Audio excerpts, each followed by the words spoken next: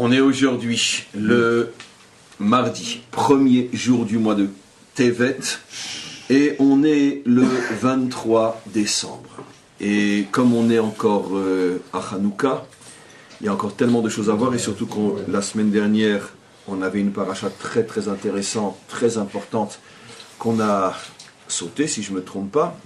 Et donc on va revoir un point très important de la paracha de la semaine dernière, en même temps lié à Hanouka. On va rentrer directement dans le vif du sujet, puis après, quand on va arriver sur la paracha, on va voir même un problème halachique très très intéressant au niveau du comportement de tout à chacun dans la vie de tous les jours. On commence par le commencement. Quel était encore une fois, on l'a déjà expliqué, sous tellement d'angles et tellement d'aspects, quelle était la marloquette de fond entre Israël et les Grecs? Alors avec tout ce qu'on a déjà dit, qu'est-ce qu'on peut rajouter qui n'a pas encore été dit? Effectivement, c'est pas évident, mais on va revenir sur le point essentiel. Comme on a vu, les Grecs avaient un problème avec l'huile. Ils n'avaient rien contre l'allumage, ils n'ont rien contre la lumière. La preuve, c'est qu'ils n'ont pas interdit d'allumer, ils n'ont pas cassé la menorah, ils n'ont pas cassé les fioles, ils les ont simplement rendus impurs. Et donc, encore une fois, il y avait quelque chose dans l'huile qui les dérangeait, pas dans la lumière en tant que telle. Ça veut dire qu'ils étaient d'accord avec nous qu'un homme doit briller, qu'un homme doit propager de la lumière. On peut d'ailleurs sans doute dire qu'ils étaient très contents de voir qu'ils n'étaient pas les seuls sur terre à penser que l'homme n'est pas là uniquement pour manger, boire et dormir. C'est vrai qu'à l'époque, la majorité des peuples étaient barbares et n'étaient pas civilisés. Et il est clair que très certainement en arrivant en Israël, j'ai très certainement, mais on sait par notre histoire que c'est plus que certainement, puisque pendant longtemps il y a eu une grande amitié entre eux et nous. Ils venaient, ils étudiaient chez nous. Nos maîtres partaient à Athènes et parlaient devant les maîtres, devant les grands philosophes à Athènes. Il y a eu pendant de nombreuses décennies, il y a eu de grands échanges, parce que certainement qu'ils ont été surpris de voir tout d'un coup un peuple qui n'était pas barbare, qui avait déjà des écoles, qui comprenait qu'un homme est sur terre pas seulement pour manger, mais aussi pour briller. Donc, allumer la lumière, il n'y a pas de problème. Le problème, comme on l'a vu, c'est au niveau de l'huile. Alors pourquoi? Alors, on a expliqué déjà de milliers de manières. Aujourd'hui, on va reprendre une manière, ce que disent nos maîtres, sur le fameux texte du Talmud. Im yomar lecha Adam yesh chochma bagoyim ta'amin. Im yomar lecha Adam yesh Torah bagoyim al ta'amin. Ce texte, comme on le sait d'après notre tradition, fait allusion aux Grecs, parce qu'on n'a trouvé nulle part, à part chez les Grecs, la notion de chochma. Et donc, on va traduire en français. Si un homme te dit, il y a dans la philosophie grecque de la chokhma, accepte-le, crois-le, accepte-le, c'est vrai. Mais si un homme te dit, il y a de la Torah chez les Grecs, ne le crois pas. Il y a de la chokhma, mais il n'y a pas de Torah. Alors, quelle est la différence entre chokhma et Torah? Ça peut être bien sûr l'occasion de centaines de milliards de cours. À notre niveau, la différence est qu'il y avait une marloquette de fond entre eux et nous. C'est par quel moyen un homme réellement arrive à briller. C'est sur le fait qu'un homme doit briller, il n'y a pas de marloquette. La preuve, c'est qu'ils n'ont pas interdit l'allumage de la menorah. Mais par quel moyen l'homme doit briller? Eux disaient, l'homme brille par son savoir, par sa connaissance, par ses enseignements. La lumière se transmet par le cerveau et par la bouche. C'est comme ça qu'un homme brille. De là va sortir je pense, donc je suis. La philosophie grecque, c'est le monde de la pensée. Faites ce que je dis, ne faites pas ce que je fais. Il y a une déconnexion entre l'action et la pensée. Si l'action va avec la pensée, tant mieux, mais l'action n'est pas la lumière. Ça, c'est chokhma.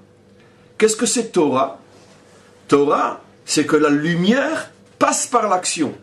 Un homme qui n'a pas de bonnes actions ne peut pas briller, c'est absolument impossible. Même son savoir ne brille pas. Sur ça, nos maîtres disent, sur le fameux verset « Ve'ine chosher al pene atehom » au tout début de la Torah, l'obscurité recouvrait le monde. Nos maîtres vont jusqu'à dire l'obscurité recouvrait le monde. Zeyavan sont les Grecs. Alors bien sûr, on sent très bien qu'ils jouent sur le paradoxe. Comment tu peux dire que la philosophie grecque c'est l'obscurité? t'es peut-être pas d'accord, mais c'est pas au point de dire que ce verset fait allusion à l'obscurité, c'est la philosophie grecque. Je sais pas, tu aurais pu parler des Huns, tu aurais pu parler de Attila, tu aurais pu parler des nazis. Mais enfin, la philosophie grecque, c'est un petit peu poussé loin. Non. Pourquoi ?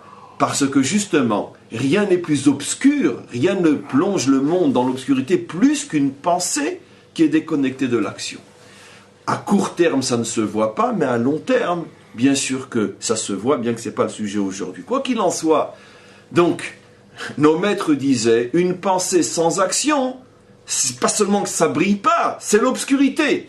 Ce qui sort, c'est de l'obscurité. Parce que la lumière, c'est l'action. Et sur ça, il y a un Tanya extraordinaire que j'ai essayé de retrouver, mais c'était un des cours que j'ai donné aux dames mardi dernier, je crois, mais je n'ai pas retrouvé la référence. Il y a un Tanya extraordinaire qui explique que, il fait allusion au fait de ce qu'était donc la discussion entre les Grecs et nous, en expliquant que dans la fiole d'huile qui brille, donc on a la fiole, c'est le corps, l'huile, ce sont les bonnes actions, et la lumière donc ne peut briller que grâce à l'huile qui sont les bonnes actions. Et donc c'est intéressant, et il explique, on se serait attendu, lui-même se pose la question et il répond, on se serait attendu à ce que la lumière c'est le mohar, la lumière est sur le cerveau, donc l'huile serait le cerveau, il dit non, l'huile ce sont les bonnes actions, parce que si un homme n'agit pas positivement dans ce monde, c'est absolument impossible que sa pensée et sa parole puissent briller. C'est-à-dire que s'il n'a pas un comportement adéquat, même s'il connaît la vérité et enseigne la vérité, sa vérité sera de l'obscurité totale. Donc l'huile, c'est l'action. Comment ? Nertamid, c'est les mitzvot aussi. Oui. Donc c'est exactement ça, c'est les mitzvot, c'est l'engagement. Donc de là, nos maîtres vont beaucoup plus loin et expliquent qu'il y avait derrière cette machloquette entre les Grecs, et les Grecs étaient farouchement opposés à nous. Grec même Dalet. Comment ? Grec même Dalet. Même Dalet, c'est où il le dit ? Ouais. Ok. Bon. En tout cas, bravo. Oui, mais c'est un Chabad, lui. Moi, je suis un déguisé, lui, c'est un vrai. Moi, je suis un déguisé, lui, c'est un vrai. Comment ? Il trichait. Ah, il a cherché sur mon site. Non, sur. Ah bon ? Ouvert tes Chabad derrière. Rabbi Google. Rabbi Google. D'accord. Et donc, encore une fois, l'huile. Alors maintenant, on comprend pourquoi ils ont rendu impure l'huile. C'était leur manière de dire, d'accord, que on n'est pas d'accord avec votre thèse, comme quoi c'est l'action qui donne la lumière. Pourquoi ils n'ont pas interdit d'allumer ? Parce qu'ils sont pour le fait qu'un homme brille, mais pas en disant que c'est grâce à l'huile. Enfin, l'huile selon votre interprétation. Et donc c'est pour ça qu'ils ont attaqué l'huile en la rendant impure. Nos maîtres vont beaucoup plus loin que ça. Et ils expliquent que, en vérité, derrière cette discussion, vous allez voir où on va en arriver, derrière cette discussion, à savoir si c'est le mohar, si c'est le cerveau l'essentiel ou c'est la main, qu'est-ce qui donne de la lumière, l'action ou la pensée ? Nos maîtres vont beaucoup plus loin que ça. Et ils posent la question, et ils disent que c'était aussi le fond de la machloquette entre les Grecs et nous, au niveau, par exemple, de la connexion avec Hachem. Qu'est-ce qui va faire que Hachem t'aide ? Est-ce que c'est la émouna, c'est la foi ? Tu crois en lui, tu as confiance en lui, tu t'en remets à lui entièrement. Et par la pureté de ton âme, par la pureté de ta foi, on parle d'une foi sincère bien sûr, ça peut déclencher que Hachem t'aide.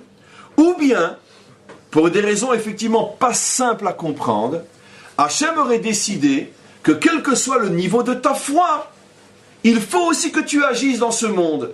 C'est-à-dire que si tu as la possibilité de faire quelque chose aussi, non seulement la foi ne suffit pas, mais Hachem ne t'aidera pas uniquement par le mérite de ta foi, aussi sincère soit-elle. Donnons un exemple simple. Je suis un très très très grand homme, très sincèrement et très authentiquement spirituel. Ma foi est inébranlable, elle est à 100%. Et il est malade, cet homme-là. Il a la possibilité de prendre des médicaments. Mais lui, comme sa foi est tellement sincère, comme quoi Hachem peut le guérir sans passer par des médicaments, parce que sauf, qui c'est qui a créé le médicament ? C'est Hachem. Donc je dis, qu'est-ce que j'ai besoin de passer par le médicament ? Au contraire, je vais montrer la puissance de la Emouna en me soignant uniquement par le biais de ma foi. Alors, peu importe si ça va marcher ou non, est-ce que c'est juif ou non? Est-ce que c'est cachère ou non? Les Grecs disaient, mais bien évidemment, parce que c'est la même théorie. La lumière, c'est le cerveau, ou la lumière, c'est l'engagement. C'est-à-dire la lumière, c'est la dimension abstraite dans l'homme. Et qu'est-ce que l'acte va changer quoi que ce soit? Plus encore, les Grecs disaient, si un homme a la foi et que malgré tout il passe par un médicament, apparemment ça affaiblit sa foi. Ça veut dire qu'il n'a pas si confiance que ça. Pourquoi il descend au niveau du médicament? Et nos maîtres disaient, non, ça n'a rien à voir. Même si un homme a une foi à 100%, il doit passer par le médicament. C'est une obligation. Et vous savez que même à l'intérieur du peuple juif, c'est une marloquette qui jusqu'à aujourd'hui n'a pas été encore tranchée. Et cette marloquette remonte à très très loin, mais elle est passée aussi par une étape qui a donné, à l'époque, c'est à l'époque de Maïmonide, comme toujours, qui a donné une marloquette absolument, une marloquette énorme entre lui et à nouveau le Ramban Nachmani, qui était l'école plus des Mekoubalim, le Rambam Maïmonide, qui, comme on le sait, en tous les cas, comme nous l'affirmons, était un très grand Mekoubal, lui aussi, mais qui l'a complètement caché, ce qui fait que jusqu'à aujourd'hui, la majorité des penseurs juifs pensent que Rambam était uniquement un homme cartésien, qui n'était pas un Mekoubal, mais quoi qu'il en soit, au niveau de son visible, il ne montrait rien. Il y a un texte dans le Talmud qui dit que le roi Hiskiyahu, qui a failli d'ailleurs être le Mashiach, a fait 3 grandes choses, il n'a pas fait que 3 grandes choses, puisqu'il a fait le Mashiach, mais il a fait 3 choses particulièrement qui lui ont valu la reconnaissance de tous les maîtres d'Israël. Vous me direz, si c'est bien, pourquoi pas? Le chidouche, c'est de tous les maîtres d'Israël. Pour que tous les maîtres d'Israël se mettent ensemble pour dire que quelque chose est bien, ça c'est un chidouche quasi messianique. C'est impossible.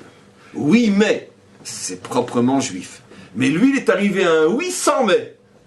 Et quelle a été l'une des 3 choses qu'il a fait pour mériter un oui sans mais? C'est Ganas Sefer Refuot. Il a caché le livre des médicaments. Ça veut dire quoi? Il y avait à son époque un livre où toutes les recettes, tous les remèdes à toutes les maladies se trouvaient dans ce livre. Et lui a vu que, à cause ou grâce à ce livre, les Juifs finalement ne s'en remettaient pas à Hachem, et il l'a fait disparaître ce livre-là pour pousser les Juifs à s'en remettre à Hachem. Le Rambam voit ce texte, le Rambam est lui-même un médecin, il voit ce texte, et surtout il voit les commentaires des autres écoles, aussi grandes que la sienne, mais différentes de la sienne, qui disent, de là on voit comme quoi si qu'un homme doit s'en remettre à Hachem, et si à cause des médicaments ou si à cause de possibilités terrestres de s'en sortir, ça diminue sa connexion avec Hachem, c'est pas bien.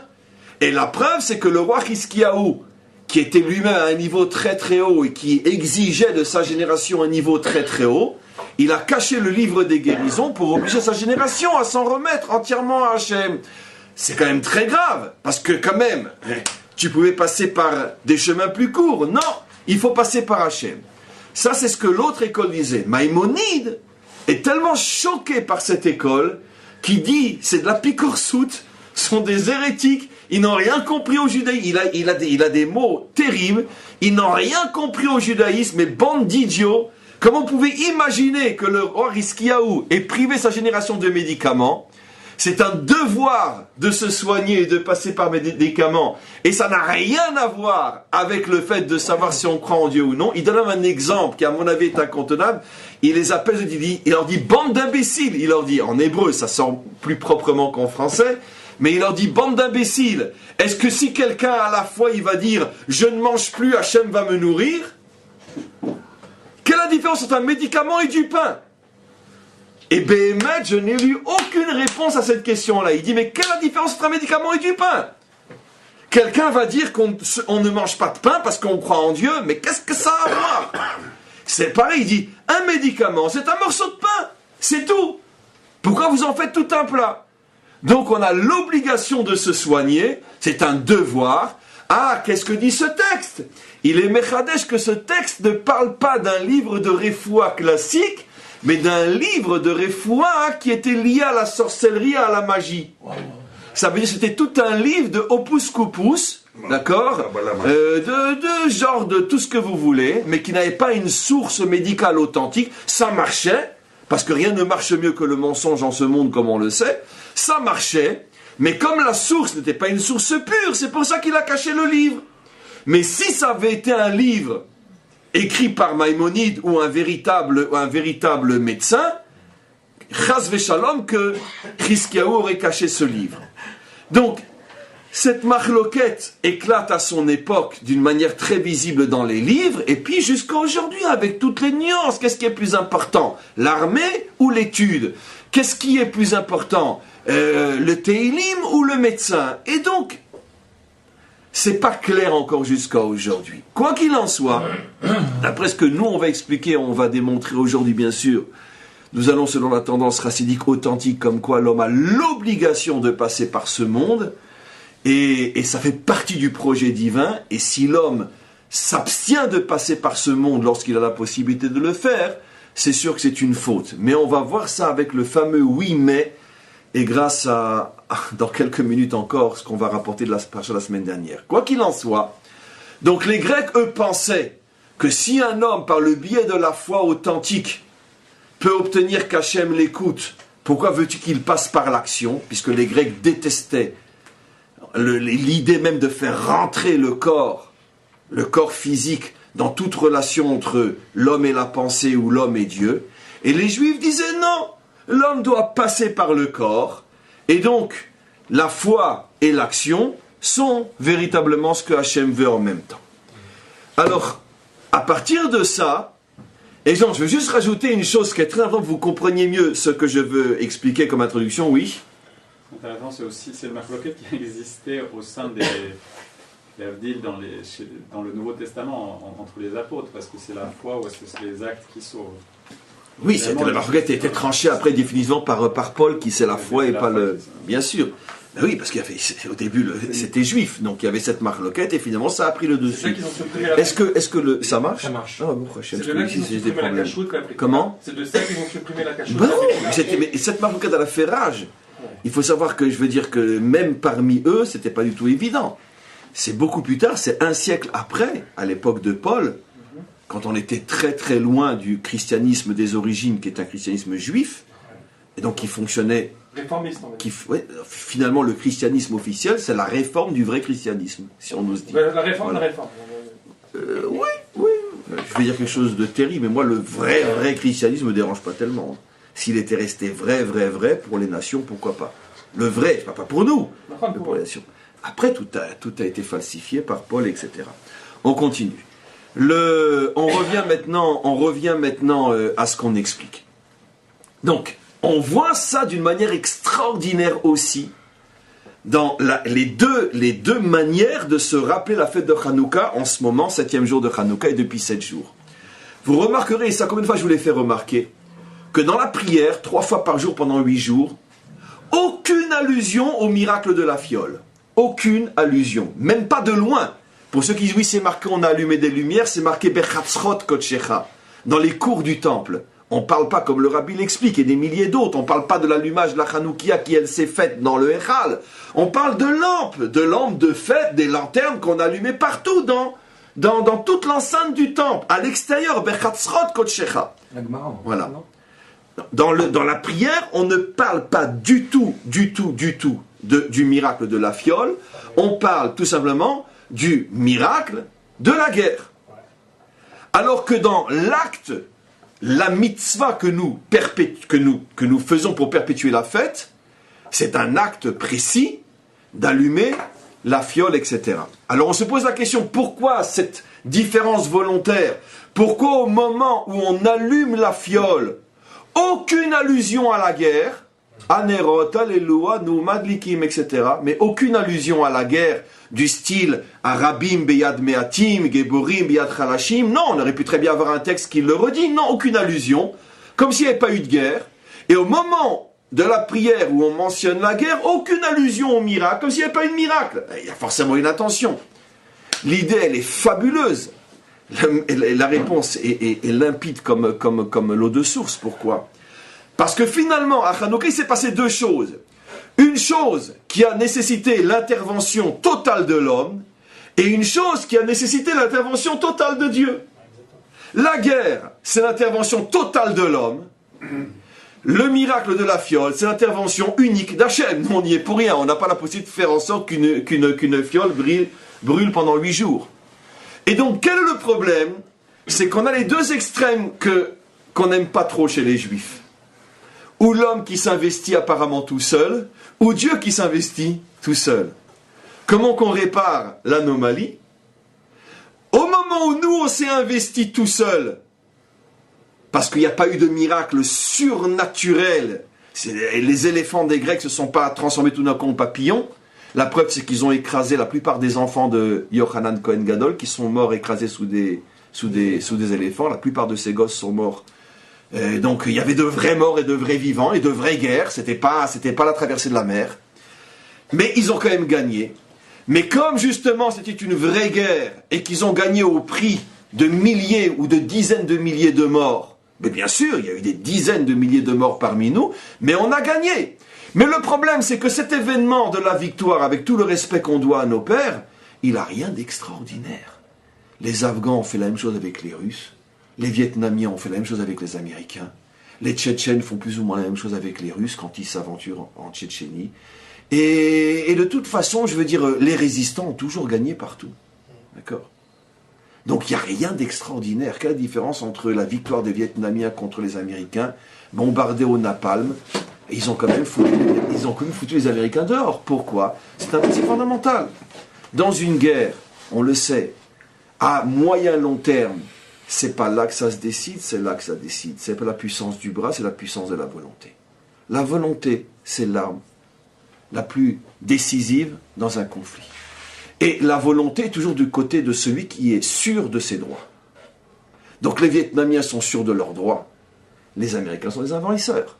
Les Afghans sont sûrs de leurs droits, les Russes sont des envahisseurs.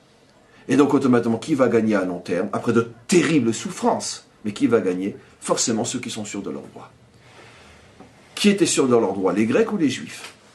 Qui sont chez eux et qui sont les envahisseurs? Les Juifs sont chez eux, donc ils ont gagné.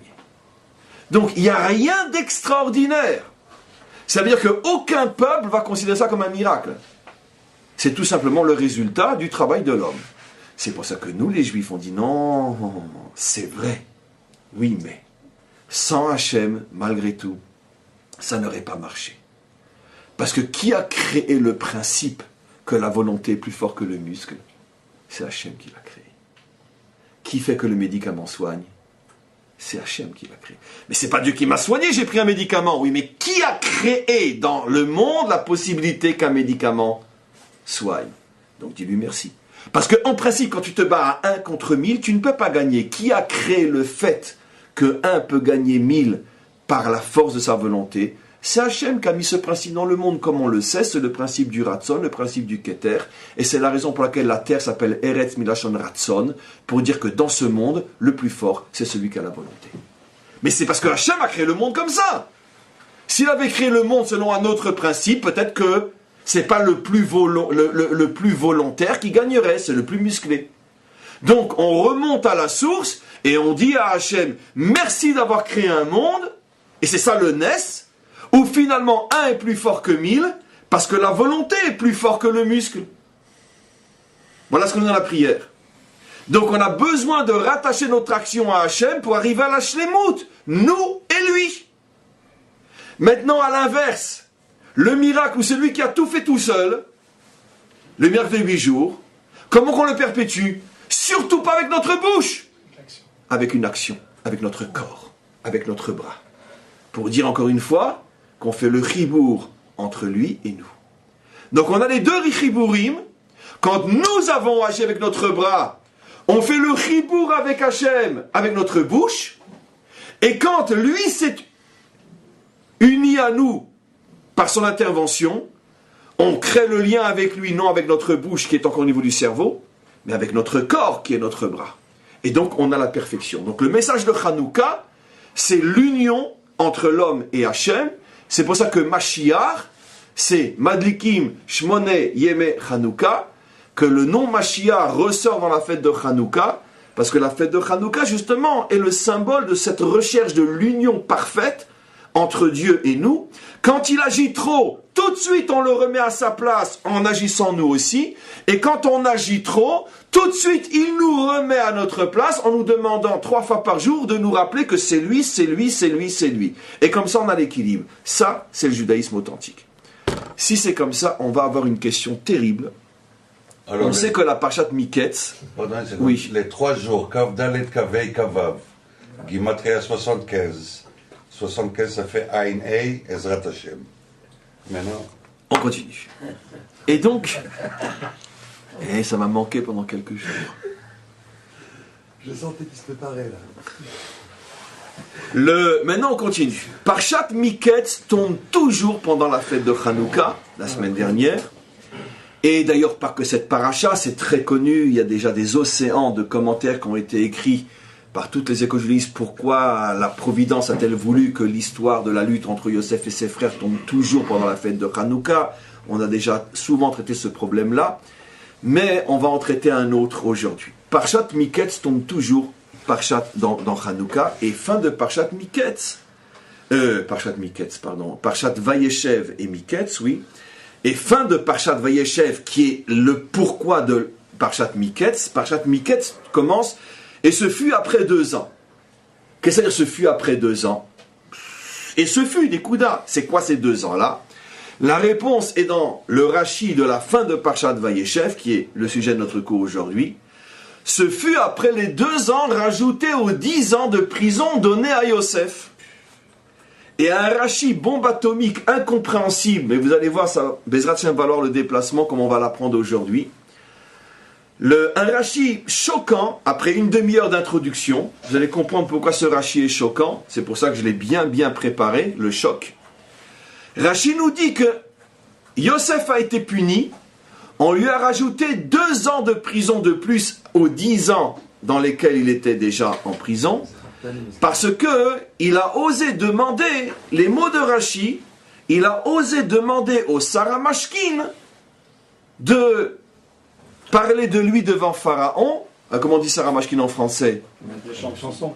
Les chansons? Maître et chanson. Ok, maître et chanson. Bon, on va arrêter de dire des gros mots. Donc, excusez-moi, lorsque je reviens de Paris, c'est pour ça. Et donc, maître et chanson. Et donc, il a demandé au Saramashkin de parler de lui devant Pharaon. Qu'est-ce qui s'est passé? Donc, Rachid, il a été puni pour ça. Les mots de Rashi. Comment tu oses placer ta confiance en un médicament, en un puissant, en un homme puissant, en français on dirait, en hébreu on dirait protexia. Comment tu oses passer par la protection? Ça existe protection en français, comment on dirait? Protection en français, c'est pas en hébreu. Piston en français, non. Comment tu oses passer par un piston? D'accord? Place ta confiance en Hachem, Nekouda. Et pour ça, il a pris 2 ans de plus. D'abord, l'histoire, qu'est-ce qui s'est passé? On va comprendre que Yosef, c'est pas vous et moi. Yosef, c'est un super interprétateur des événements terrestres. Yosef, c'est celui au sujet duquel il est toujours dit Hachem imo, Hachem imo, Hachem imo, Hachem imo. Hachem est avec lui, Hachem est avec lui, Hachem est avec lui. Un homme plus croyant, un homme plus Baal Emouna que lui, tu ne peux pas trouver. Un homme qui est d'ailleurs comparé à l'huile, tu peux le mettre dans n'importe quelle situation, il remonte toujours à la surface. Il est vendu esclave, il devient le chef des esclaves. Il est vendu, on le met en prison, il devient le chef des prisonniers. Il se retrouve en Égypte, il est le chef de l'Égypte. C'est-à-dire il est toujours le chef, c'est l'huile qui remonte toujours à la surface. Pourquoi? Hachem imo, Hachem imo. De la même manière que Hachem est toujours au-dessus de tout, celui qui s'accroche à Hachem est toujours au-dessus de tout. Personne ne peut le garder en bas. Hachem imo. En plus, comme on le sait, Ben Zekunim, Kdonet Passim, son père lui a enseigné tous les secrets de la Torah. Gilalo et Taketz, il lui a enseigné jusqu'au secret de la délivrance, Biata Mashiach et tout. C'est un Chachamatsum. C'était la raison de la jalousie de ses frères. Et donc, tout ça pour vous dire que Yosef n'a aucun problème de comprendre pourquoi il vient de passer 10 ans en prison. Pourquoi? Parce que pour lui, c'est 1 + 1 = 2. J'ai fait de la médisance sur mes 10 frères. D'accord, ça je vous l'ai déjà expliqué l'année dernière. Et donc, sur chaque frère, je vais prendre un an. Et donc, c'est pour ça qu'il n'a aucun problème. Il passe ses 10 années en prison, merci Hachem, une année, une réparation, une autre année, une réparation, merci Hachem. Je paye la bêtise de mes 17 ans. C'est plus profond que ça, mais à un autre niveau, il suffit d'expliquer comme ça. Yosef n'a aucun problème. Quand il arrive vers la fin de la 10e année, il s'adresse à Hachem et il lui dit, bon alors, tu me l'envoies quand le miracle? Parce que ça y est maintenant, hein? C'est l'heure. Ça, j'ai payé. Hachem lui dit, Yosef, t'as tout compris, je t'adore. D'accord. Le lendemain, il lui envoie 2 des personnages les plus influents du royaume, il lui envoie dans sa prison. Comme par hasard, dans sa prison. Il y a 150 000 cellules, mais c'est comme par hasard dans sa prison. Très bien. Yosef se marre. Ça va, Hachem, ça va. D'accord. Ça va, il reste combien de jours encore? 33 jours, je sors. Très bien. Il se marre. Il dit, bon alors, qu'est-ce qui va se passer maintenant? Comme par hasard, ils se mettent à rêver. Comme par hasard, chacun rêve de l'autre. La solution du rêve de l'autre. Ça c'est Rachi. Et comme par hasard, il demande à Yosef d'interpréter le rêve. Et comme par hasard, dans l'interprétation, Yosef se rend compte qu'un des deux va se retrouver dans 3 jours chez Pharaon. Mais attends, qu'est-ce que vous voulez que Yosef fasse? Il dit, merci Hachem, je ne t'avais pas demandé autant. D'accord, le médicament marche très très bien. Mais c'est un vrai croyant.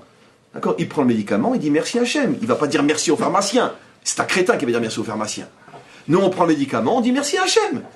Bon, on peut dire si le pharmacien s'est cassé la tête pour nous trouver le médicament, c'était pas évident, on lui dit merci aussi. Mais si ça m'a ouvert le tiroir, on peut dire merci au pharmacien, on peut dire merci à Hachem. D'accord, merci d'avoir créé le médicament. Qu'est-ce que fait Yosef? Merci Hachem. Il n'y a aucun doute. Et donc, comment se termine le film?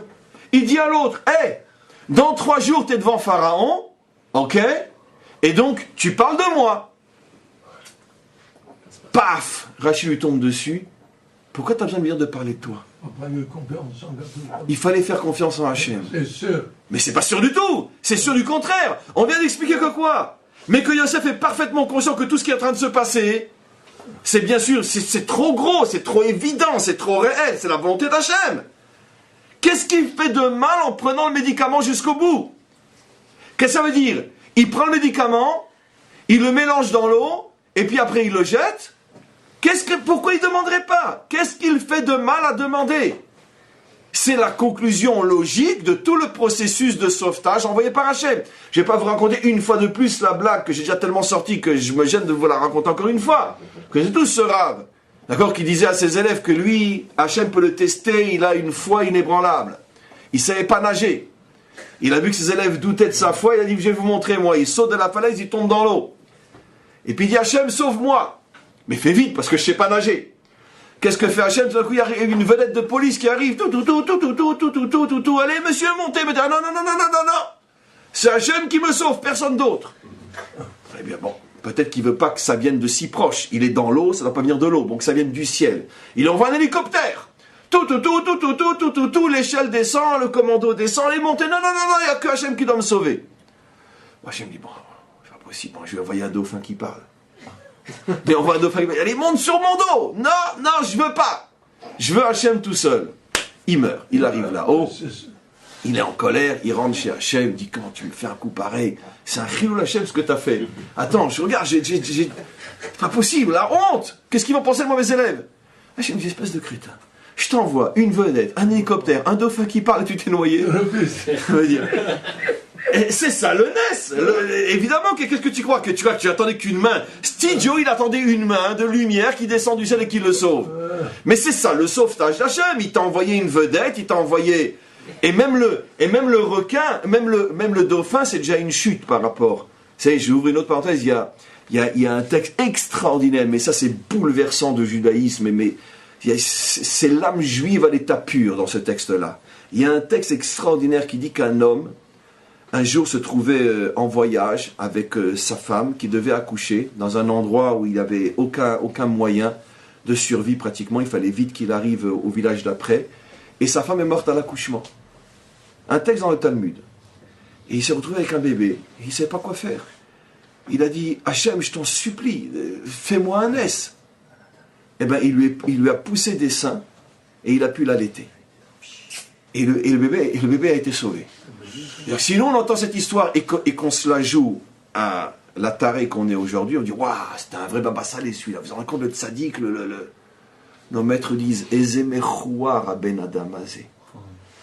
Combien est nul cet homme-là qui a demandé à Hachem que Hachem lui a fait pousser des seins pour nourrir son bébé.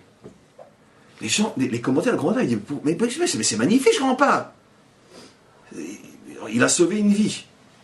Vous savez ce que les commentaires répondent? Parce que si déjà tu mérites un miracle, tu aurais dû demander un miracle plus naturel, moins visible, du genre que tout d'un coup une caravane de bédouins passe. Dans un désert, c'est possible que des bédouins passent. Et comme par hasard, ils ont du lait de chèvre ou du lait de chameau, peu importe. Ça aurait été un miracle plus proche de la nature. Ça, c'est juif. Mais des seins qui poussent à un homme, ça, c'est pas juif. Pourquoi? Parce que c'est trop miraculeux. Nous, on n'aime pas ça. Comprenez? Donc, c'est extraordinaire. Comment ça remet les choses en place. Pourquoi? Toujours en fonction de cette union nécessaire entre le surnaturel et le réel. Donc, on revient maintenant à ce qu'on explique. Mais qu'est-ce qu'il a fait le pauvre Yosef? Qu'est-ce qu'il a fait? Il comprend que Hachem lui envoie tous les éléments de son sauvetage. Qu'est-ce qu'il fait? Mais il dit la chose la plus naturelle possible. Dans 3 jours, tu seras devant Pharaon. Dis-lui qui je suis, parle de moi pour que je puisse m'en sortir. En quoi c'est une erreur? Rachid dit, il a pris 2 ans de prison de plus à cause de ça. C'est-à-dire 2 ans de prison qu'il n'était plus pour le tikkun du Lachon Hara sur ses frères, mais parce qu'il a demandé. Alors évidemment, un océan de questions tombe sur ce Rachid, mais qu'est-ce qui lui prend? En réalité, c'est pas Rachid, c'est la Gemara, c'est la Gemara qui dit ça. Donc, qu'est-ce qui se passe? Alors, il y a différentes écoles. Il y a une école qui essaie de dire quelque chose de très intéressant, que elle-même contredit. Elle fait tout un pile-poule pour mieux nous montrer que c'est pas ça. Je vais rapporter que c'est fabuleux. Et pour mieux, ça va faire que grossir encore la question. Il y a une école qui dit la chose suivante. Peut-être que ce qu'on dit qu'un homme doit agir de lui-même quand il peut le faire, comme là, Yosef peut parler, pourquoi tu ne parlerais pas? Mais pourquoi tu ne parlerais pas? Tu peux, donc tu dois. Tu as le médicament, pourquoi tu ne le prends pas? Il y a une école qui dit peut-être qu'un homme a l'obligation de faire Ishtadlut, et ça devient donc un devoir. Si lui-même est un homme standard, donc 100% des hommes sauf Yosef, c'est-à-dire un homme qui vit au niveau de la nature. Pourquoi? Selon le principe que Dibra Torah Kilshon Bene Adam, la Torah parle le langage de l'homme, c'est-à-dire elle nous demande de faire des choses selon notre statut. Si on est des terriens, la Torah nous parle le langage des terriens. Et dans la mesure où un terrien ne fait rien sans utiliser la terre, alors tu vas pas t'amuser quand tu es avec moi de te prendre pour un ange. D'accord? Tu es un terrien.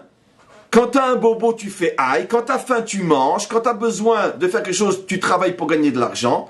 Alors maintenant, quand tu es avec moi aussi, tu restes un terrien. Je t'aide, mais ce que tu peux faire en tant que terrien, tu le fais. On peut comprendre, c'est logique. On ne va pas demander à Hachem de nous prendre plus en charge que notre propre niveau. Pour ne pas oublier qu'on est sauf que ça des terriens. Mais si un homme n'est pas un terrien, si un homme a déjà prouvé dans sa vie qu'il est un extraterrestre, je le parle dans le sens un extraterrestre, est-ce que lui a encore l'obligation de vivre au niveau de la nature? Peut-être que non, dit cette école-là. Et le problème, c'est que Yosef est un extraterrestre. D'où on le sait. Il avait déjà prouvé dans sa vie. C'est l'histoire du puits. On revient à l'histoire du puits, d'ailleurs c'est fabuleux.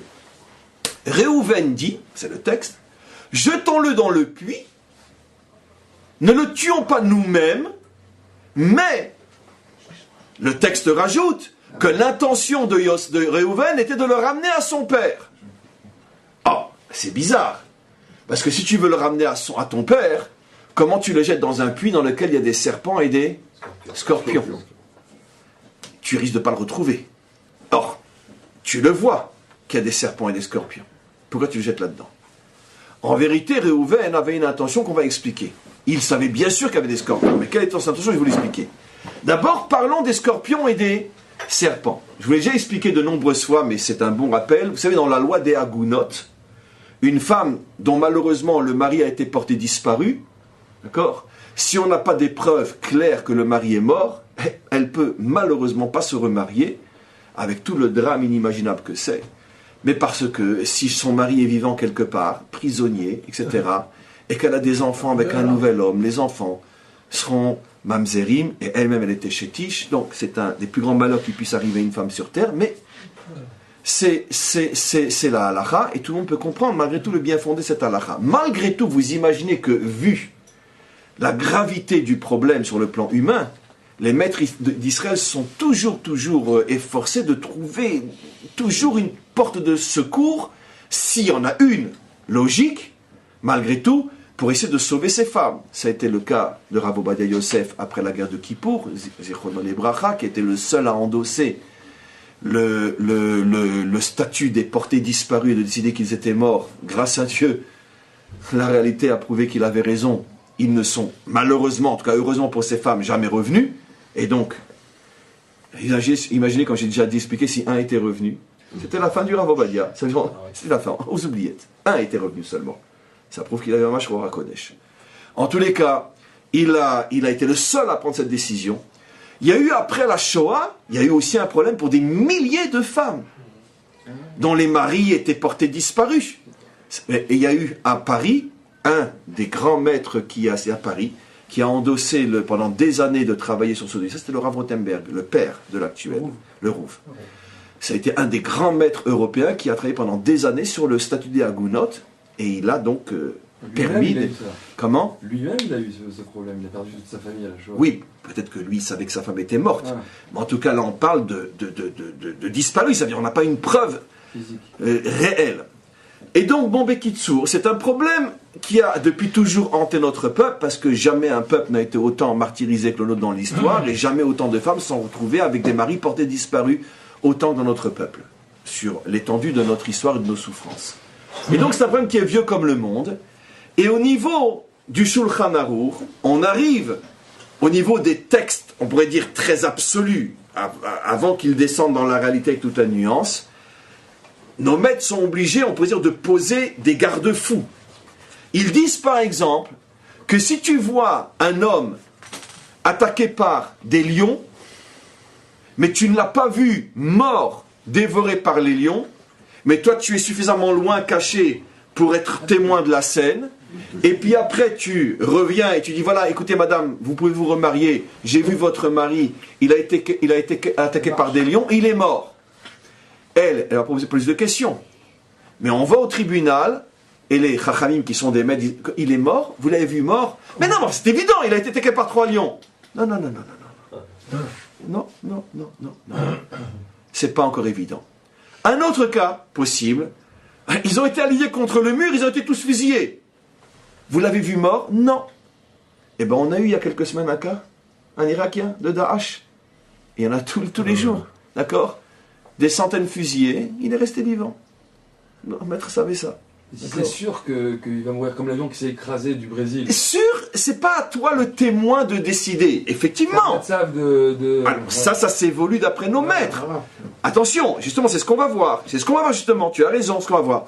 Mais il y a des situations, la fusillade, c'est pas une preuve. Tremblement de terre, c'est pas une preuve.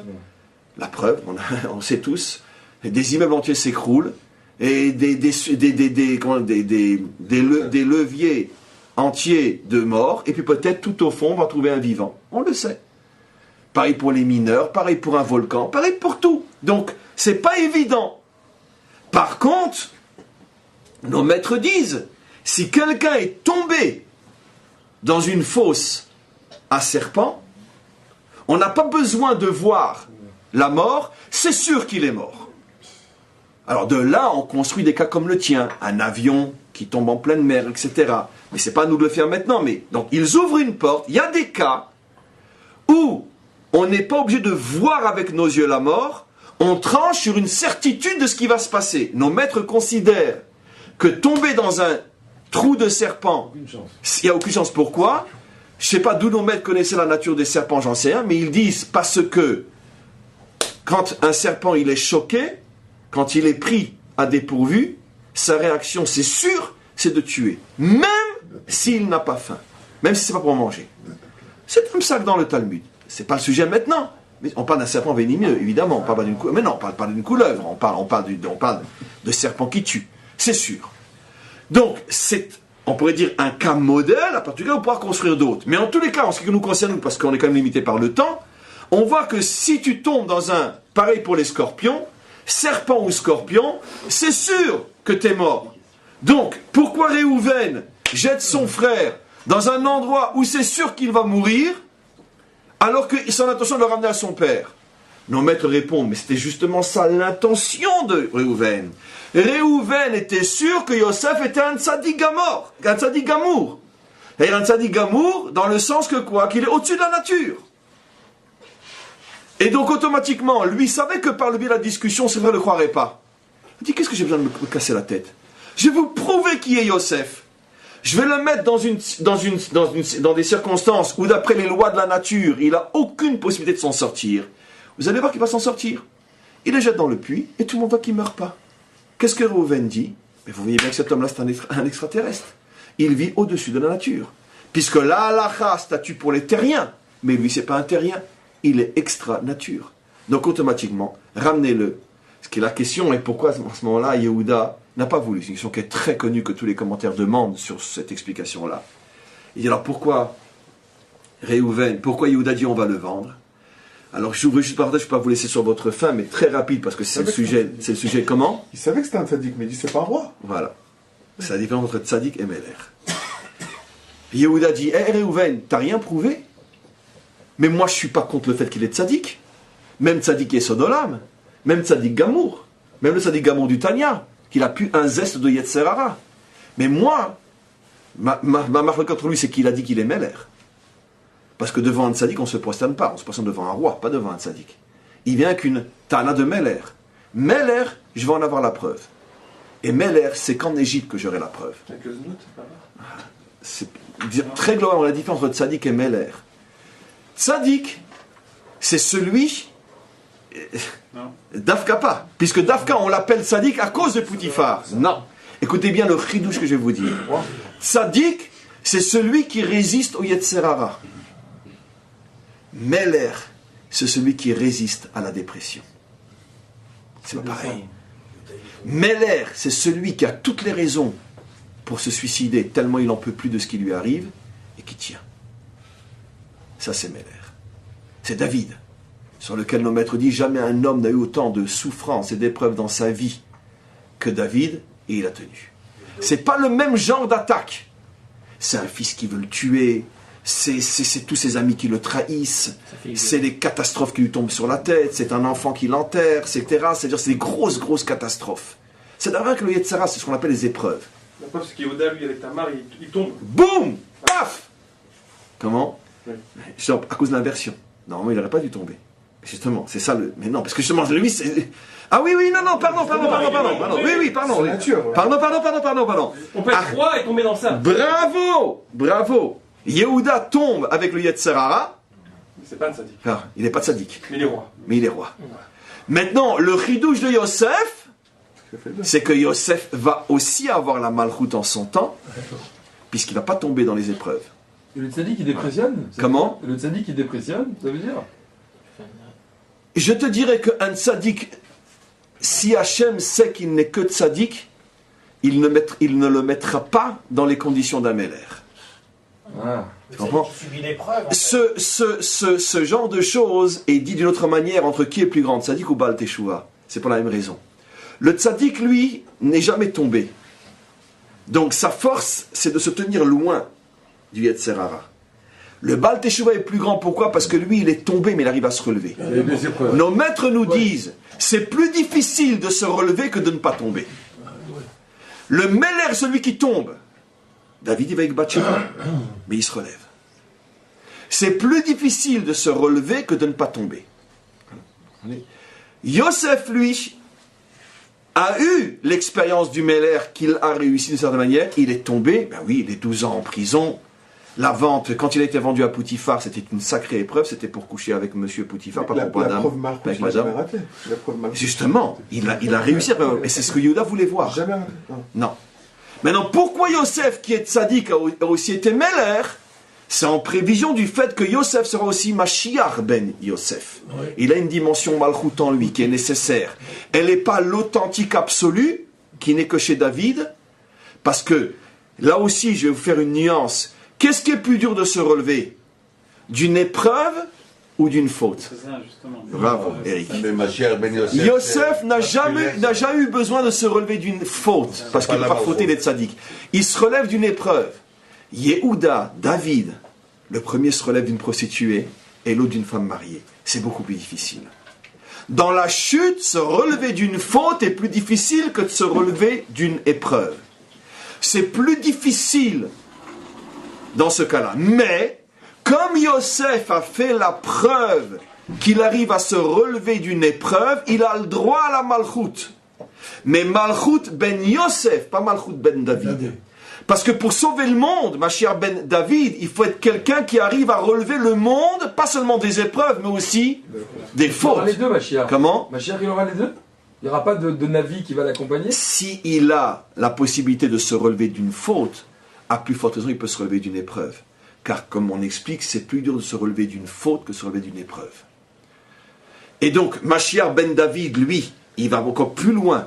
Mais c'est quoi Mashiach ben Yosef? Mais c'est très facile. En état, non? Mais je vais te donner un exemple. C'est la déclaration de l'État d'Israël en 48, après l'ouverture d'Auschwitz en 45. C'est ça, Mashiach ben Yosef. Comment qu'on peut encore le nier? Comment un peuple qui sort à peine d'Auschwitz peut déjà danser dans les rues à Tel Aviv, ça, 3 ans après? 3 ans après. Mashiach ben Yosef. Cette force incroyable que notre peuple a de se relever de tout. Rien ne peut nous laisser en bas. C'est plus un état qu'une personne. Hein. Ça, c'est voilà. Maintenant, le problème, c'est que Mashiach ben Yosef n'arrive pas à empêcher les fautes d'Israël et que depuis 1948, on en a pas mal collectionné des fautes et on n'arrive pas trop à s'en sortir. Il faut Mashiach ben David qui va apprendre à notre nation, qui a largement prouvé qu'elle était Mashiach ben Yosef, de lui apprendre aussi à être Mashiach ben David. Comment, malgré tout ce qui se passe à Tel Aviv, capitale mondiale de l'homosexualité, comment, malgré tout ce qui se passe là-bas, on peut faire teshuva et redevenir le peuple d'Hachem. Ça, c'est le travail de Mashiach ben David. Mashiach ben David. C'est plus dur, le pélé est que c'est plus dur que 48 après 45. On a accumulé des fautes avec Yoshua Benoît. Oui, parce que Mashiach ben Yosef, il nous donne uniquement la force de ne pas sombrer dans une épreuve. Il ne peut pas nous donner la force de ne pas sombrer dans une faute, parce que lui-même, il ne sait pas ce que c'est la faute. Yosef n'a jamais fauté, il ne peut pas nous aider là-dedans. Parce qu'il n'a pas l'expérience de la faute. David a commencé avec Yehuda. Ils ont l'expérience de la faute, ces gens-là. Et donc, comme ils ont l'expérience de la faute, ils savent comment s'en sortir. Parce qu'il va avec une prostituée, mais il sort Peretz. Ou Faratsta. L'erreur la plus grave, c'est de mettre Shaoul, une tribu Benjamin qui n'a jamais fauté, ni la vente, ni le... Parce qu'il y a d'abord Mashiach ben Yosef, les enfants de Rachel, et après il y a Mashiach ben David, les enfants de Léa. Il y a un processus. D'abord, Hachem a créé le corps, et après seulement il a mis l'âme. D'abord, il y a eu la déclaration de Yom Ha'atzmaut, et après seulement vient l'âme de cette nation. On peut pas décider mieux qu'Hachem, c'est ce qu'Hachem a décidé. D'abord le corps, et il est inerte, allongé sur le sol, c'est que de la matière encore, et après seulement vient l'âme. Mashiach ben Yosef, Mashiach ben David. C'est ça le processus. C'est la marque locale entre Moshe Rabbeinu et Betzalel sur le Mishkan. Est-ce qu'on doit d'abord... Bravo, D'accord. bravo, Moshe absolument. Rabbeinu, il veut d'abord mettre le Kadesh HaKodashim autour construire. Le Bien Testament, sûr. d'abord la Gashmiut, après tu rentres là. Bravo, absolument. Alors comme par hasard, Betzalel était de quelle tribu? Yehuda. Yehuda. Comme par hasard. Il n'y a que Yehuda qui comprend que la construction se fait du bas vers le haut. Moshe, c'est l'homme de Torah. Moshe, c'est le yeshivisme. Mais non, d'abord l'âme, et après on parlera du corps. Tant qu'on n'a pas l'âme, on ne veut pas le corps. C'est un extraterrestre, C'est c'est pour aussi. Non, c'est pour ça d'accord. qu'on dit Naaseh Benishma. D'abord l'action, c'est terrestre, après Nishma. D'accord. Non, mais dans la Mes amis, dans les déclarations- l'essentiel du coup n'a pas encore été dit. Et sur Israël, c'est Akadosh Baruch Hu. Nahon, sans le dire en vérité. Non seulement ça, je l'ai dit dans un cours, pas ici. Dans la déclaration d'indépendance, c'est sur Israël. Non seulement, alors tout le monde dit, vous voyez, même pas ils reconnaissent. Mais en vérité, non seulement, consciemment ou non, ils le reconnaissent, mais en vérité, Tsur Israël est le nom de Dieu le plus élevé de tous les noms d'Israël. Voilà. Et c'est pour ça qu'on le voit souvent dans les psaumes aussi, dans les prophètes. Tsur Israël, c'est le nom le plus élevé d'Hachem, qui est le nom d'Hachem au moment de la délivrance. C'est-à-dire que c'est tout le contraire en vérité. Que eux on était conscients ou non, je m'en fous. Mais quoi qu'il en soit, C'est ce qui est marqué. C'est comme Yehuda, il n'était pas conscient qu'il était avec une prostituée. C'était Non. pas une prostituée. Ouais. Parce que tout le processus de la Géoula se fait Be'issar Adaat, au-delà de la compréhension. On continue. Donc maintenant, mes amis, on est coincé avec Yosef. Alors non. Donc cette école dit, comme on vient de faire la preuve que Yosef est un extraterrestre, il est au-dessus des lois de la nature, peut-être que lui n'avait pas le droit de demander au Sarah Mashkin de l'aider. Il aurait dû laisser le processus se faire sans intervenir. Pourquoi ? C'est pas Hachem, c'est pas lui qui a décidé que les deux seraient en prison, c'est pas lui qui a décidé que les deux rêveraient, c'est pas lui qui a décidé que l'un des rêves supposait que il se retrouvait devant Pharaon. Pour l'instant, tu n'as rien fait, dit Hachem à Yosef, c'est moi qui fais tout, laisse-moi faire jusqu'au bout. Ça veut dire que c'est moi qui lui mettrai dans la tête de se souvenir de toi. Voilà ce que cette école voudrait dire. C'est mathématiquement incontournable. Peut-être qu'effectivement Yosef aurait dû laisser le Sarah Mashkim se retrouver devant Pharaon et se dire, lui Yosef, de la même manière que c'est Hachem qui l'a amené en prison, de la même manière que c'est Hachem qui l'a fait rêver, de la même manière que c'est Hachem qui m'a fait moi connaître son rêve, eh bien c'est Hachem qui lui mettra dans la tête le jour de l'anniversaire de Pharaon, ah Pharaon, tu sais au fait, il faut que je te parle de quelqu'un d'extraordinaire que j'ai rencontré en prison, et l'affaire était bouclée, qu'est-ce que tu as besoin d'intervenir? Voilà ce que dit cette école. Cette école dit, ma réponse elle est complètement fausse. Ça c'est la grandeur d'un maître juif, d'être capable de dire à haute voix qu'il se trompe. Pourquoi c'est faux? Parce que j'ai une preuve, dit cette école, comme quoi ma théorie ne tient pas. La traversée de la mer. À un moment où c'est complètement extraterrestre, puisque c'est le modèle du miracle par excellence, où c'est Dieu qui fait tout, Dafka, ça n'a pu se faire que parce qu'au moment même, un homme faisait. Qui a fait? Et comme par hasard, chef de la tribu de Yehuda. Maintenant, nos maîtres vont beaucoup plus loin.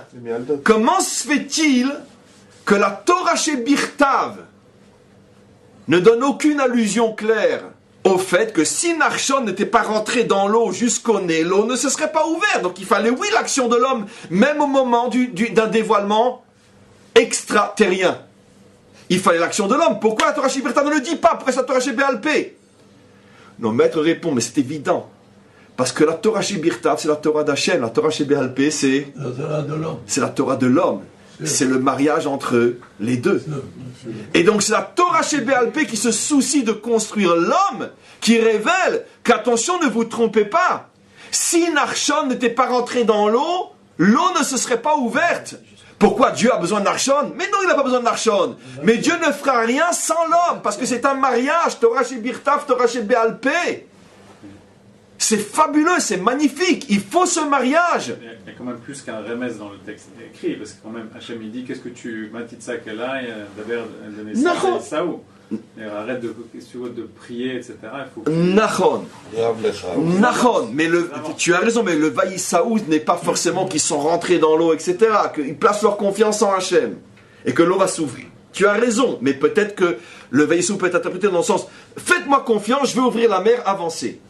Mais dans la Torah chez Béalpé, tu as raison, mais dans la Torah chez Béalpé, c'est encore plus explicite. Il est rentré dans l'eau jusqu'à ce qu'il allait se noyer, et là, l'eau s'est ouverte. Donc, on voit bien, dit cette école, que même au moment d'un dévoilement complètement surnaturel, il faut l'action de l'homme. Donc, à plus forte raison, Yosef, qui lui, son sauvetage s'était passé combien d'années avant? 200 ans. 10 plus 12 ans. 10 ans. 10 ans. Il a été sauvé du puits 10 ans avant, puisqu'il vient de passer 10 ans en prison. Voilà. Le sauvetage de Yosef s'était passé 10 ans avant. Tu n'as pas le droit de dire, sous prétexte qu'il y a 10 ans, Hachem m'a élevé au-dessus de la nature, je dois continuer à vivre comme ça maintenant. Puisque même au moment où ça se passe, tu n'as pas le droit de t'en remettre complètement à Hachem. Tu as besoin de faire quelque chose. Donc cette théorie ne marche pas. De là, dit cette école, de là, au contraire, je n'ai amené ma question que pour mieux vous faire comprendre que jamais, même un homme qui est un extraterrien, comme Yosef qui en est un, même lui n'a pas le droit de refuser une action terrestre s'il peut en faire une. Donc on revient à la question sur Rachid, pourquoi il a été puni? Ça valait le déplacement, non? Non, mais il y a une autre question aussi, c'est pourquoi il y a certains commentateurs qui disent que Yosef a eu tort de révéler les rêves qu'il a eus par rapport à ses frères. Et déjà, mon cours, il prend 1h30, tu vas en faire un autre. Très bien. Maintenant, regardez ce que dit le Midrash Rabbah. Vous regarderez vous-même, le Midrash répond à cette question d'une manière fabuleuse. Vous allez dire, waouh, comment qu'on n'y a pas pensé? Il dit en vérité, écoutez bien, je vais le dire 3 fois pour que vous compreniez bien. Parce que là, je vais d'abord, si vous voulez, rendre caduque, malheureusement, un enseignement qui court les rues jusqu'à aujourd'hui et même sorti de la bouche, etc., de gens qui ne sont pas forcément des ignorants. Jusqu'à aujourd'hui, et c'est ça le drame que beaucoup de rabbanim continuent à perpétuer ou d'écoles, jusqu'à aujourd'hui, on est persuadé que il a été puni parce que il n'avait pas besoin de demander. Or, on vient de prouver que c'est faux. C'est impossible que ce soit ça ce que dit Rashi. Le Midrash dit, c'est parce qu'il a demandé 2 fois. 2 fois, vous verrez dans le texte, il a dit, tu te souviendras de moi, hein? Tu te souviendras de moi, hein? 2 fois. Et ça veut dire quoi? Il a pris 2 ans. Écoutez bien d'abord techniquement ce que je vais dire, après je vais le démontrer. S'il avait demandé 1 fois, non seulement il avait le devoir de demander, mais il aurait été récompensé tout de suite. 3 jours après, il sortait de prison. C'est à pleurer cette explication. Ici, il n'avait pas demandé du tout. Peut-être qu'il aurait pris 20 ans de prison de plus. Dis-moi, pourquoi tu me prends, toi? Tu me prends pour la France? Ça veut dire pays des assistés? Ça veut dire, tu peux agir, agis. Arrête de vivre sur le chômage, les allocations, les machins, etc. Va travailler, mon vieux. Très bien. S'il avait osé dire à Hachem, Hachem, fais tout pour moi, Hachem lui aurait dit, tu prends 20 ans de plus, idiot. Absolument. Il avait l'obligation de parler. Mais une seule fois suffit. Hachem a entendu. Il a demandé 2 fois. Il a payé pour 1 et 2. Ça veut dire parce que en demandant 2 fois, ça prouve que même la première était fausse. Je vais expliquer. De là, et ça c'est... Je vais dire, je suis sous le coup de l'émotion parce que c'est tellement puissant comme enseignement. On est en présence, mes amis, d'un enseignement juif, mais on touche l'essence, l'atome de notre Torah ici. Le fameux oui, mais. Oui, mais. Qui est l'essence de la sagesse d'Israël. Tu as l'obligation de faire Ishtadlut. Mais si tu fais un cheveu de plus, gare à toi. Que ça montre que tu n'as pas les Emouna. Un autre domaine. Regarde, attendez, c'est trop beau. Attendez, t'es rentré aux Tuileries, là, tu es en train de voir. Doucement. Chaque tableau, t'es devant. Chut. Attends, tout de suite. Très bien. C'est pas le Louvre, pardon. Excuse-moi. Dans la Sorbonne aussi, il y a des tableaux. Tableau aussi? Oui. Il y en a qui parlent beaucoup d'ailleurs, les tableaux de la Sorbonne. Et donc, le Louvre, attendez, écoutez-moi bien. Ça veut dire, l'homme authentique est coincé entre 2 choses. Si tu fais pas Ishtadlut, si tu n'agis pas quand tu pourrais agir, gare à toi. Mais si tu agis trop, gare à toi aussi. Trouver le juste milieu. Mais ça la vie de tous les jours. Ça veut dire que tu peux arriver à avoir une bonne parnassa en travaillant 6 heures par jour. Tu travailles 7, tu as travaillé 7 heures de trop. J'explique pourquoi. Parce que si tu travailles 6 heures par jour et que tu fais confiance à Hachem, j'ai un exemple bien sûr. C'est-à-dire que tes 6 heures, c'est une ishalout d'Emouna.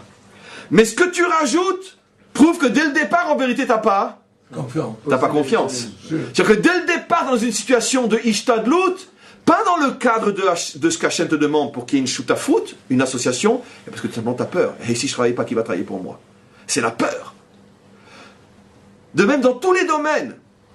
Il y a cette fameuse histoire extraordinaire avec Gideon, qui ramasse une armée pour aller se battre contre une armée sur laquelle il est dit qu'ils étaient plus nombreux que les grains de sable sur le...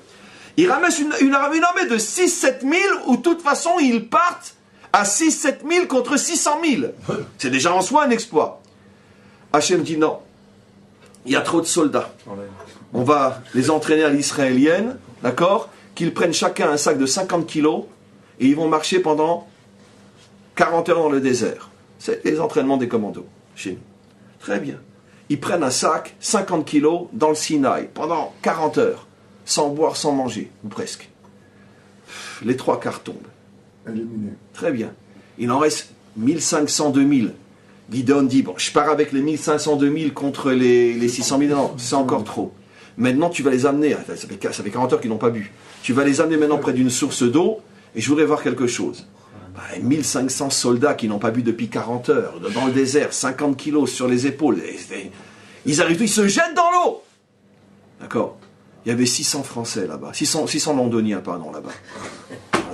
Ils sortent la petite gamelle, ils se mettent à genoux, la serviette.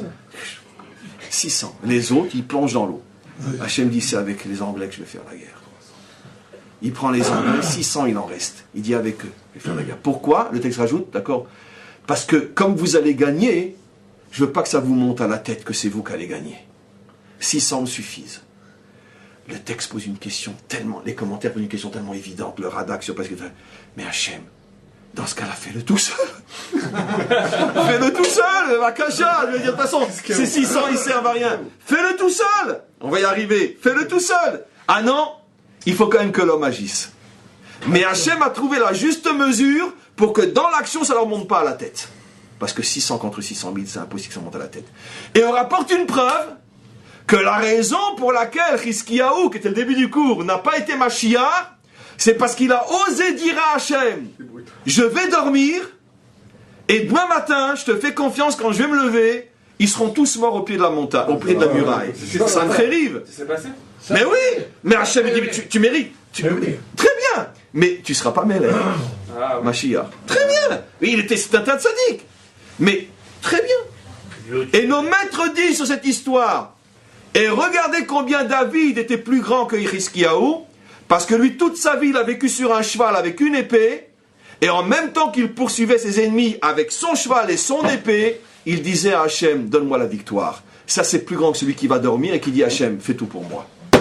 Voilà. Exact. Donc, qu'est-ce qui se passe? On est ici toujours en présence du 8 mai. Hiskiyahu, qui était tellement grand qu'il a mérité que Hachem fasse tout pour lui, ça lui a coûté de ne pas pouvoir être Mashiach. Gideon a fait ce qu'il fallait faire au niveau de la Ishtadlut. Il a mérité que Hachem lui donne la juste mesure de combien de soldats j'ai besoin pour qu'il y ait action humaine et intervention mariable, parce que c'est le problème qui est en train d'emmener une femme. 99,9% des problèmes entre une femme et un homme, c'est quoi? C'est qu'ils ne sont pas à leur place. Chacun prend trop de place. C'est ça le fond de tous les problèmes. Après se greffent toutes les bêtises humaines, mais le fond du fond, c'est qu'on n'a pas trouvé la juste place. T'es trop dans ma vie ou je suis trop dans la tienne. Je joue ton rôle ou tu joues le mien. Aujourd'hui, on a l'époque du papa change-couche et de la femme qui travaille. Je veux dire, mais ça veut dire quoi? Moi, c'est pas très français ce que je dis, c'est sûr, je vais me faire descendre. Mais ça veut dire quoi? Papa change couche et maman qui travaille, mais ça veut dire quoi? Mais où va le monde? Et après on s'étonne que 90% des couples ils divorcent. Ça commence comme ça. Chacun a sa place. Moi je viens de dire quelque chose qui va me coûter très très cher. Mais c'est pas grave, je m'en fous. Et donc, c'est ça le juste milieu. Et donc c'est pas entre Hachem et nous. Où est ma place? Où est la sienne? Qu'est-ce qu'il a fait Yosef? Yosef, il a pris un petit peu trop de place. Tu te souviendras de moi, hein? Tu te souviendras de moi, hein? Hachem lui dit, idiot. Une fois t'aurais parlé, on s'était mariés, toi et moi. 2 fois, t'as tout gâché, c'est le divorce. On peut la placer là, s'il vous plaît. Comment? Un instant. Je te laisse tout de suite. Oh non, il y a encore... Bon, là, vas-y, place là, vas-y. Juste une question. Dans un autre domaine, une nourriture spirituelle, comme la manne, c'est-à-dire qu'on doit prendre une quantité. C'est un yann de Emouna, d'accord? Et si on prend plus, elle pourrit. C'est-à-dire que c'est le même yann. C'est absolument. Et bien que je pourrais me faire un croche-pied en poussant cette notion de la manne, mais je vais pas bouger mon cours, mais que là-bas c'est le contraire, c'est parce qu'en voulant la garder, c'est un manque d'émouna, qu'elle retombera demain.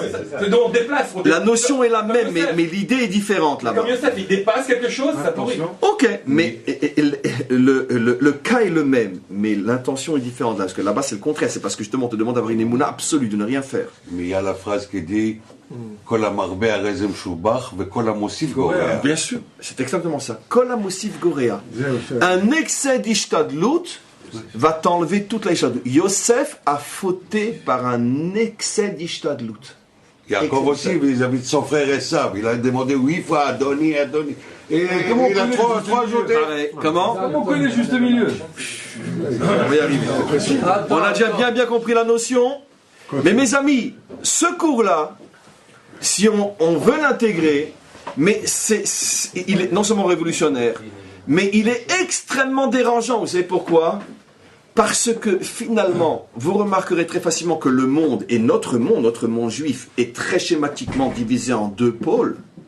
Ceux qui mettent l'accent essentiellement sur Hachem, et ceux qui mettent essentiellement l'accent sur l'homme. Pourquoi? Parce que dans les deux cas, c'est la lâcheté et la facilité. Oui. Ne faire dépendre la réussite d'Israël que sur l'homme, c'est une forme de lâcheté. Pourquoi? Puisque ça t'empêche de faire l'effort de te lier aussi à Hachem. Mais penser que la réussite d'Israël dépend surtout d'Hachem, c'est aussi de la lâcheté. Parce que ça te dispense de toutes les difficultés d'une vie terrestre.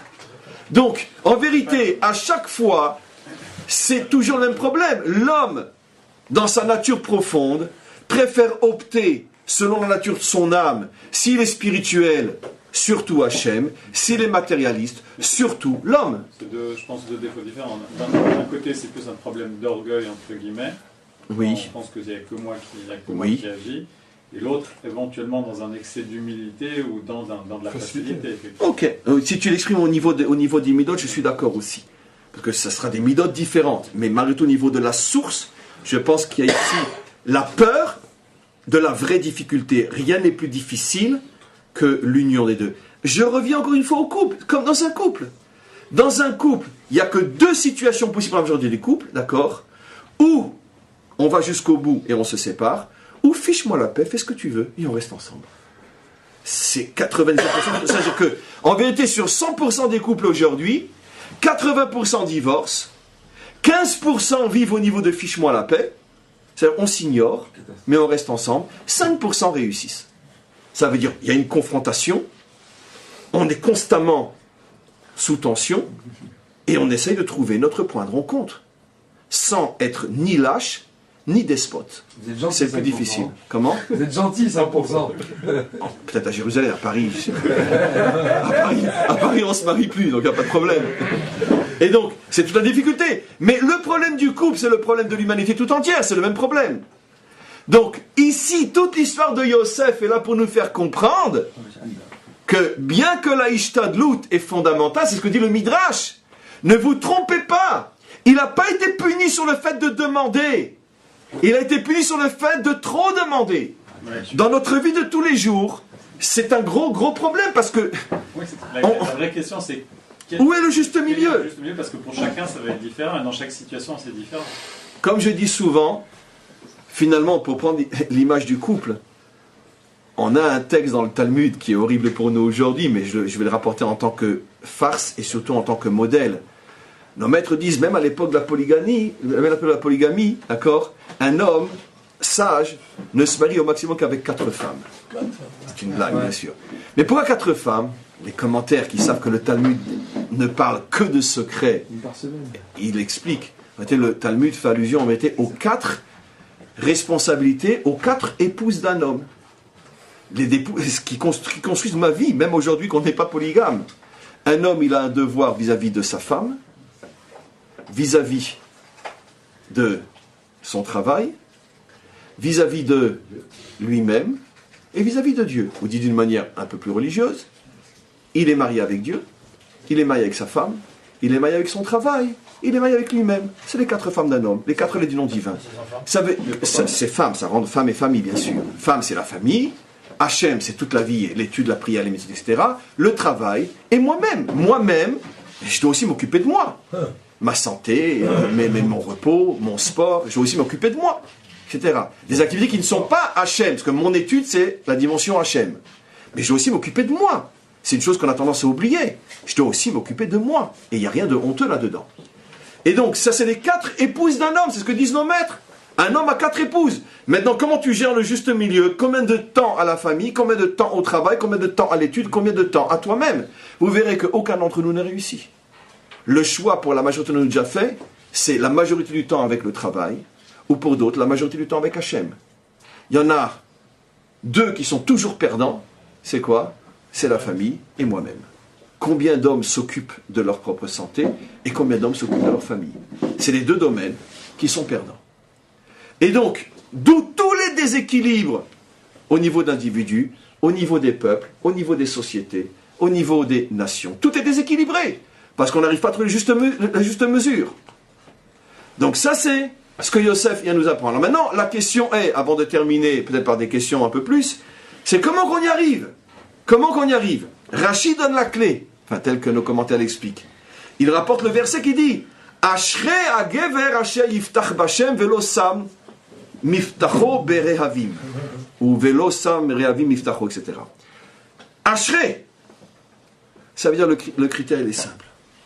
Tant que tu as une vie dans laquelle tu as un mal de vivre, qui se traduise par colère, mal-être, pas bien, etc., tu peux être sûr que tu n'as pas trouvé ton équilibre. Parce que l'équilibre, il s'exprime dans le Ashrei. Ashrei, c'est la preuve que tu es un homme équilibré.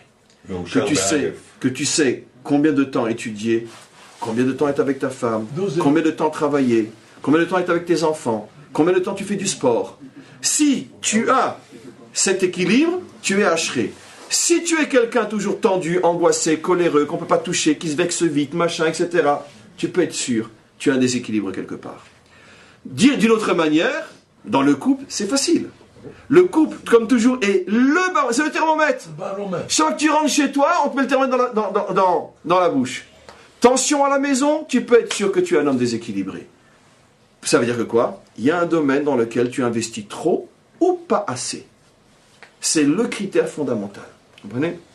Donc, c'est un travail de toute la vie, c'est un travail de toute l'existence.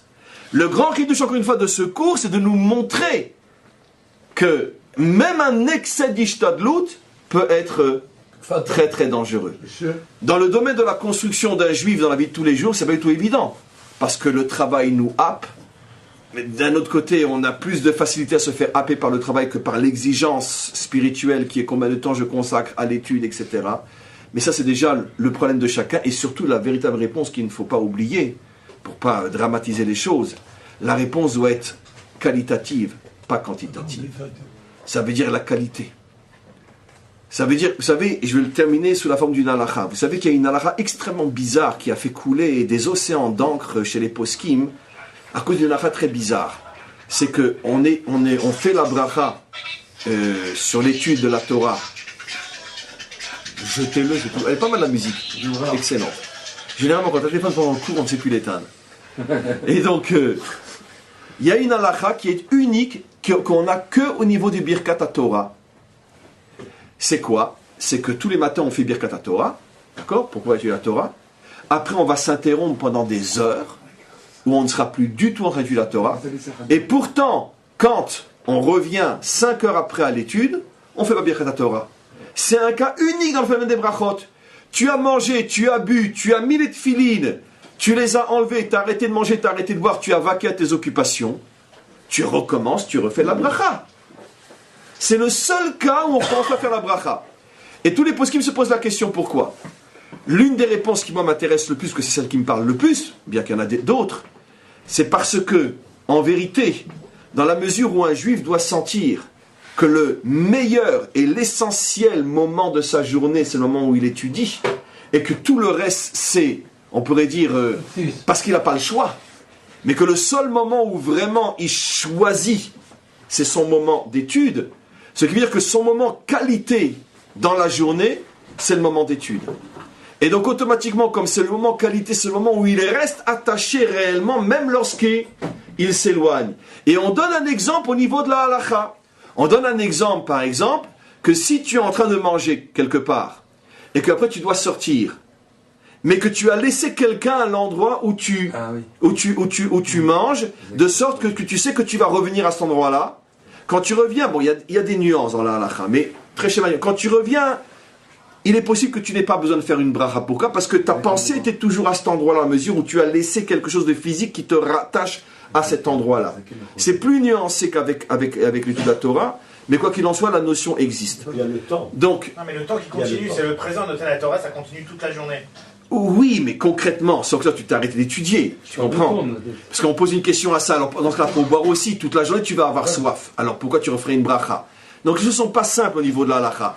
Mais la réponse la plus simple à notre niveau, c'est que comme qualitativement, c'est le moment le plus échouti de la journée, c'est le moment le plus noble de la journée, c'est le moment qui reste gravé en moi toute la journée, qui m'accompagne toute la journée. Quand j'ai bu, c'est fini, je ne pense plus à ce que j'ai bu. Mais quand j'ai étudié, ça reste en moi, ça m'accompagne, donc automatiquement. De là, on voit que c'est un problème qualitatif, ton rapport à l'étude. Si ton rapport à l'étude est un rapport qualitatif, que tu sais que c'est à ce moment-là que vraiment ta journée se construit, à ce moment-là, tu es constamment avec ce niveau-là. Donc c'est pareil au niveau de la gestion, de la gestion des temps. C'est intéressant parce que c'est les élèves aussi de Rabbi Akiva qui ne disaient pas justement cette bracha qui a précipité la destruction du temps. C'est que c'était pas une étude qui les concernait en tant que telle. Peut-être, c'est possible. Ce n'est pas les élèves de Rabbi Akiva des Ragav, mais l'idée que tu dis peut-être est juste. Mais c'est ce qu'il dit, שאומר, הכל בידי שמיים למעט יראת שמיים. C'est ça la différence. Parce que si הכל בידי שמיים, tu dois faire bracha pour toutes les choses. Parce que les maîtres du monde t'ont donné à manger, à boire. Mais יראת שמיים, il t'a pas donné. C'est à toi de prendre, d'avoir cette יראת שמיים. Voilà. S'il y a une question ou deux encore. Oui, juste un instant. Donc, oui. Ouais, en fait dans toute cette partie où vous avez expliqué par rapport à l'Aïchtadut et tout, en fait, il n'y a que sur une seule chose qu'on dit l'osomchim al nes, vélo al pele. Parce que sur le pele, c'est toujours on fait rentrer notre Ishtadlut, c'est quelque chose qui utilise la nature, alors que le nes c'est toujours Elion. Alors on dit Yefshar lismoch al nes, parce qu'on ne peut pas se permettre de dire toujours ça vient à 100% d'Akadosh Baruch Hu. Par contre, dans le pele, on sait qu'en général ça utilise. Parce que le pele est un nes qui est caché dans l'action humaine, dans la nature. Alors que le nes est quelque chose qui est nes les ma'ala. On est conscient dans le pele quand même que, c'est-à-dire dans le pele, ce qui est fort aussi, c'est qu'on est conscient quand même que dans l'action qui est cachée dans la nature, on sait qu'il y a derrière Dieu. Alors que dans le nes, parce que c'est la chose la plus difficile, le pele, justement. C'est pour ça qu'on avait déjà rapporté, qu'on explique dans la Chassidoute, que la délivrance se fera sous le signe du Pélé et pas du Nes. À la différence de la sortie d'Égypte, qui était sous le signe du Nes et pas du Pélé. Tout était visible, les macotes, l'ouverture de la mer. Et la délivrance finale se fera sous le signe du Pélé. Et c'est la raison pour laquelle elle sera éternelle et que les autres étaient uniquement ponctuels. Parce que les autres, c'était un feu de paille, un feu d'artifice. Le monde ne peut pas rester au niveau de la surnature, parce qu'on est dans un monde naturel. Donc, tant que l'homme ne peut se connecter à Hachem que lorsqu'il y a une manifestation surnaturelle, ça ne peut être que provisoire, parce que ce n'est pas sa vraie nature à l'homme de vivre le surnaturel. Tandis que le Pélé, c'est l'éducation, comment l'homme arrive à comprendre que dans ce monde et sa nature, la nature du monde, malgré tout se trouve complètement impliqué à Hachem. Lorsque l'homme comprend ça, à ce moment-là, la connexion est éternelle. Puisque c'est plus un feu de paille, c'est réel, c'est dans tous les jours. Je bois, Baruch Ata Hashem, je me lève le matin, Modani Lefanecha, j'ouvre les yeux pour qu'il arrive Rim, je me lève, Matira Surim. Ça veut dire que je sais que toute ma vie, tous les mécanismes de la nature, c'est Hashem. Et donc la connexion est éternelle. Non, mais oui. Que justement, Dans le cas des Méa, les dots, on a vu plusieurs fois que là, elles ont été Vetrena, et il a dit, mais ils ont été beaucoup plus loin que ce qu'ils devaient être. On a vu que c'était dans un cadre un petit peu particulier parce que on voyait que c'était un cadre de délivrance et là il fallait aller jusqu'au bout. Farad, ça fallait vraiment. Myriam avec son père. Alors que du côté de Yosef, on demande une retenue quand même. Et lui aussi, c'est un moment de délivrance pour lui, il doit sortir de. J'ai l'impression que c'est deux cas un peu différents. Il y a une explication sur ce Tu as bien commencé, mais c'est un autre cours. Justement, c'était la discussion entre Amram et Myriam. Amram qui dit on va d'après le présent et Myriam qui dit non mais on est en temps de délivrance, il faut provoquer la délivrance, on va au-delà. Il n'y a pas de retenue dans un cas comme ça. Mais parce que c'est au niveau du klal. Le klal fonctionne d'après d'autres principes. La vérité, tu touches un point qui me montre que j'ai beaucoup de choses à apporter pour compléter ce cours, parce que si on reste au niveau de ce cours, on peut passer à côté d'une notion qui est pratiquement la notion différente et contraire quand il s'agit du klal. Au niveau du peuple, les principes sont parfois différents. Là, on parle malgré tout d'un individu. Même si c'est un individu biblique, ça reste un individu. Au niveau d'un individu, les choses sont différentes. Par exemple, le inyan de l'osomchim alanes est un principe évident au niveau de l'individu, mais il n'est pas toujours évident au niveau du klal. Il y a des fois au niveau du klal, oui, somchim alanes. Parce que le klal, la communauté, le peuple, lui, fonctionne parfois, pas toujours d'après d'autres principes. Une dernière question, on arrête, oui. Est-ce que toutes les exemples de Yosef, c'était pas dû au fait qu'à un moment donné, il a dit finalement les révélations de Dieu, les rêves, etc., le fait de faire confiance au maître échanson pour être libéré, etc., et qu'il aurait dû en fait s'abstenir de tout ça pour que ça puisse se réaliser. Non, parce que dans ce cas-là, mais dans ce cas, il s'en remet entièrement à Hachem, il n'a pas le droit. Mais il l'a dit quand même, il l'a dit, donc il a provoqué la jalousie de ses frères, et il a provoqué Il l'a peut-être dit, dit d'une manière maladroite, peut-être. Peut-être dit d'une manière maladroite. Il y a des choses que l'on doit faire, mais qu'on fait des fois mal. Ça, c'est un autre sujet. Mais ne pas le faire, non. Et les frères devaient savoir qui était Yosef. Peut-être qu'il aurait dû demander à son père de leur dire, de les réunir tous, que le père avait pris l'initiative en donnant la côte nette à Yosef et pas à ses frères. Donc peut-être le père aurait dû aller plus loin et expliquer aux frères qui était Yosef, quel rôle il jouerait. Le fait que lui a été trop vite, c'est ça. Ça a eu des conséquences sur le destin de Yosef aussi. Nahon, oui. Et une dernière question. On voit que les 10 ans qui passent en prison, effectivement, c'est pour réparer la faute de ses frères. Et d'ailleurs, c'est Yaakov qui l'envoie pour faire cette réparation quelque part, oui, au moment où il s'en va. Mais les 2 ans supplémentaires, pourquoi faire payer ces 2 ans supplémentaires au fait que Yaakov il va pas voir aussi son fils, à Yosef? Parce qu'en France, il y avait il va pas le voir après encore pendant 2 ans, pendant 7 ans. Ça, c'est une idée pour les 22 ans voilà, les 2 ans de trop. Oui, les 2 ans de trop de Yaakov. 20 ans il était chez Lavan, mais il a mis 2 ans à revenir chez son père. Et il a été puni pour ces 2 ans. Bravo. On s'arrête là pour aujourd'hui.